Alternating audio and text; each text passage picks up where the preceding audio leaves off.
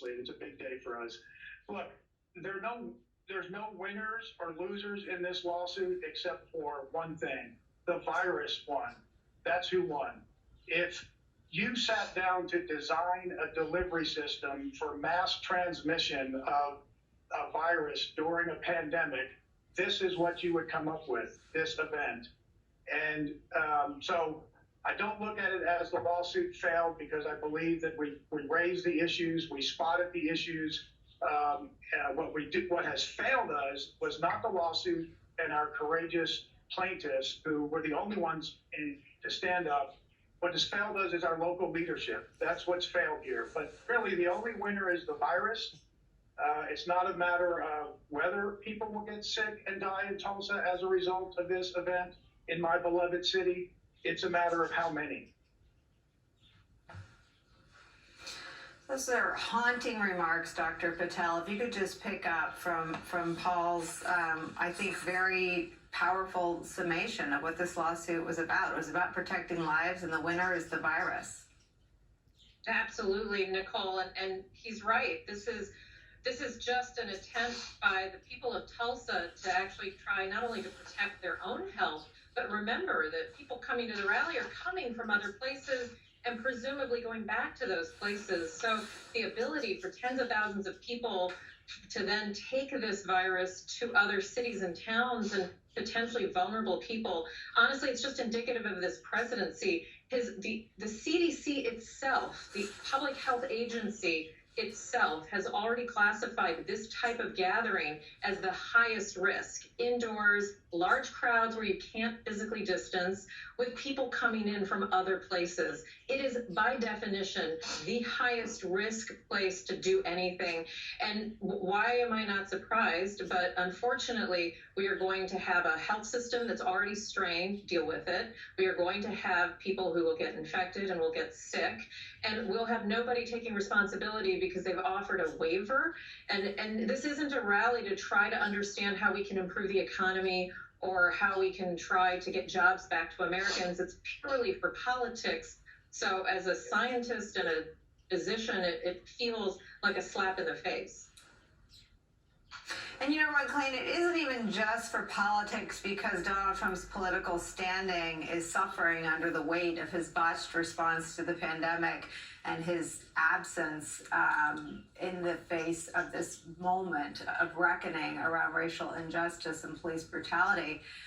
This is also about his feelings. The Washington Post reported that he was feeling cooped up. I mean, you know, lots of people's toddlers are too, but we're not marching them into the CDC's worst case scenario type venues to make them feel better. I'm also told by a Trump ally that he doesn't want to see masks. So that too is about his feelings. He doesn't want to look at people with masks. And on the question of testing, which he does every day, he thinks it's overrated. I mean, has he sort of passed this point of being incompetent and moved into something more akin to trutherism around a pandemic that the World Health Agency and others say is still very much on the rise and threatens the world population?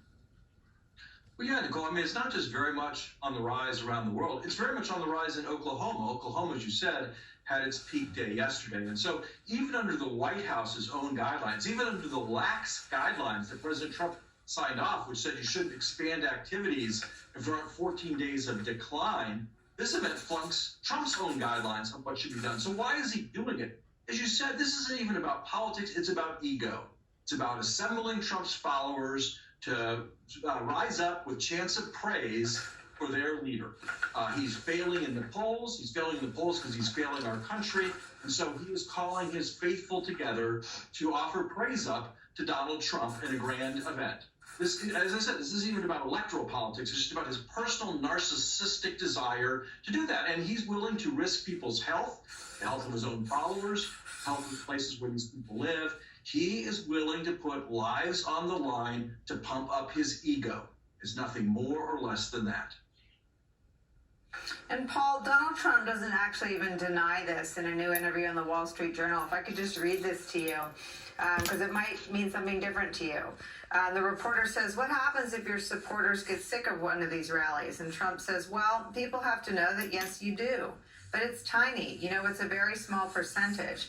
What does it mean there on the ground if these are your neighbors or your business leaders, even use the word tiny, very small percentage? We do obituaries every day, and every person that loses their life is part of that tiny, very small percentage of people lost forever.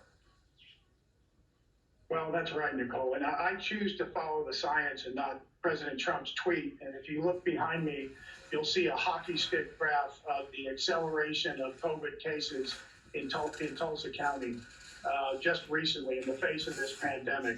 I have zero confidence that there will be any social distancing measures taken at this event. And to give you some picture of the facts on the ground here in the strange world that we live in, the Tulsa County Courthouse is 2 blocks away from the BOK Center.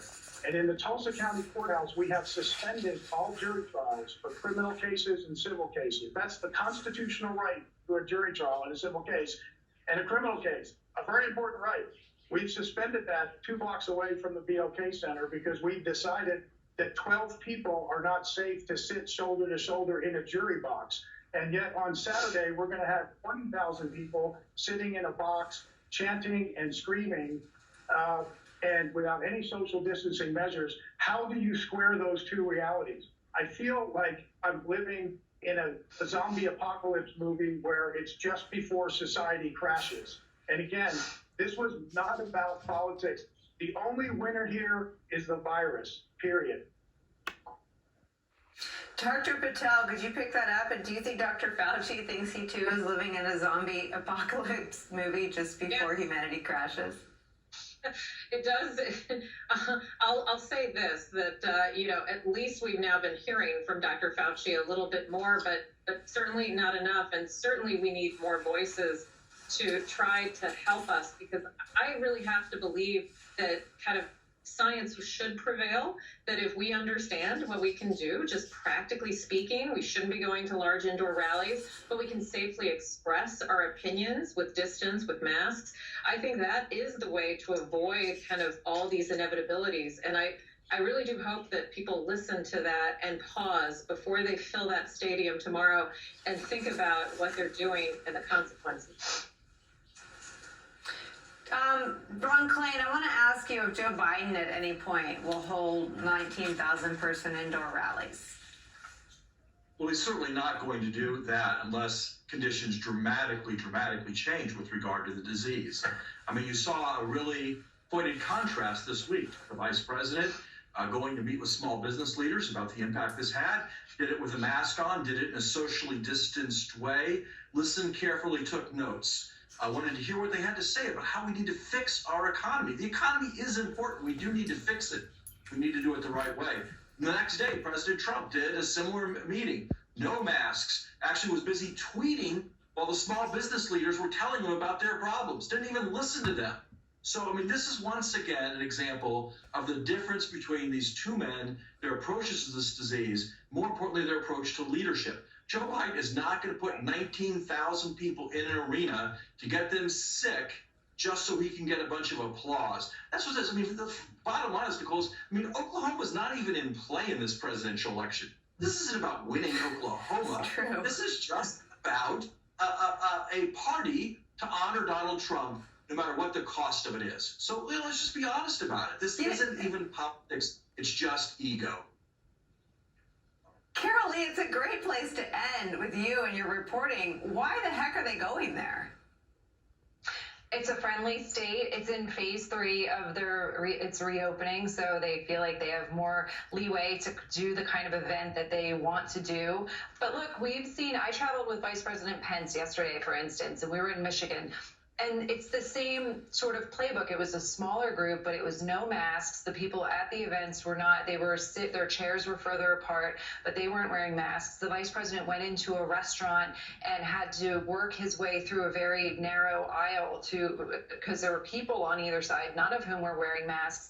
And that's just the message. This message from this White House is from now till November is going to be that things are open for business. Everything is normal. There's nothing to see here.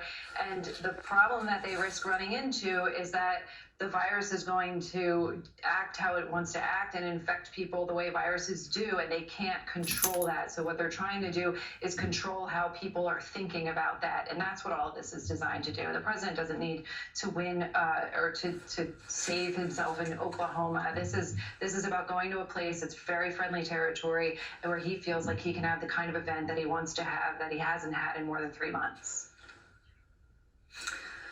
So if you get sick, it was really for naught. It's not a place where he even has any political ambitions. Carol, while we have you, I want to ask you about another big story that I know has fallen into your beat over the years. John Bolton has written, I've written big chunks of John Bolton's new memoir. It is the most devastating portrait of both Donald Trump's idiocy and his personal corruption, at least in John Bolton's telling. Any sense on, I've seen the White House really sharpen the knives for Bolton, but having been in a White House where a lot of books were written, those tricks, you only call the writer of books like that a traitor if you're really, really worried about what they've written. How's the White House feeling about this Bolton memoir? Well, we know, Nicole, that the president is really angry about this. And what is so surprising about John Bolton's book is just how much, when John Bolton came into the White House, President Trump welcomed him. He was considered the flavor of the month, is what other aides would call him, and that he was in the Oval Office all the time. He was around the president all the time.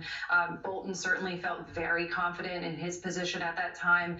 And to see where that relationship went and where John Bolton decided to take that relationship to reveal all of this stuff. I've read through the book. It is so detailed. We learn things from inside meetings that really we could only have hoped to know as reporters. And John Bolton lays it all out there. There's quotes, there's details that are really striking, really remarkable. And I can tell you that this is certainly not where President Trump John Bolton something that President Trump thought John Bolton would do when he hired him. And I have to also add that he has not answered the question about why he keeps hiring people who he later says are either losers or dumb as a rock or, otherwise not fit for the jobs that he hired them for, when he initially said that he hires the best people.